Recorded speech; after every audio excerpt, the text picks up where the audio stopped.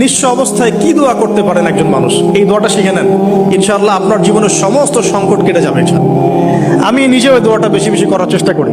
দোয়াটা হচ্ছে, মুসা আলাইহিস সালাম একটা গাছের নিচে হেলান দিয়ে বসলেন, বসে দেখলেন দুইজন মেয়ে দাঁড়িয়ে আছে দূরে, পানি নিতে পারছে না, লোকজন পানি নিয়ে যাচ্ছে, ওরা দাঁড়িয়ে আছে বেচারি। মুসা আলাইহিস সালাম গিয়ে বললেন, কি সমস্যা আপনাদের? এটা নিয়ে আপনারা আবার মেয়েদের সাথে কথা বলার চেষ্টা করেন, ঠিক আছে? তো মাহারাম গায়রা মাহারাম মেনে চলে।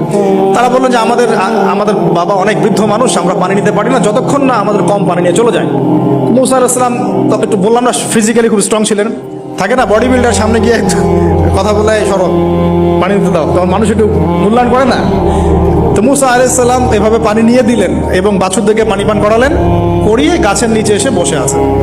বসে বসে তিনি দোয়া করছেন, এই যে দোয়াটা তিনি দোয়া করছেন, রব্বি, একটা নেক কাজ করলেন, নেক কাজ করলেন না, মানুষের উপকার করলেন, নেক কাজ করে এসে গাছের নিচে বসে দোয়া করছেন, আল্লাহ এখানে তো আমার খাবার পানি বাসস্থান কিছুই নাই, আমি কি করব?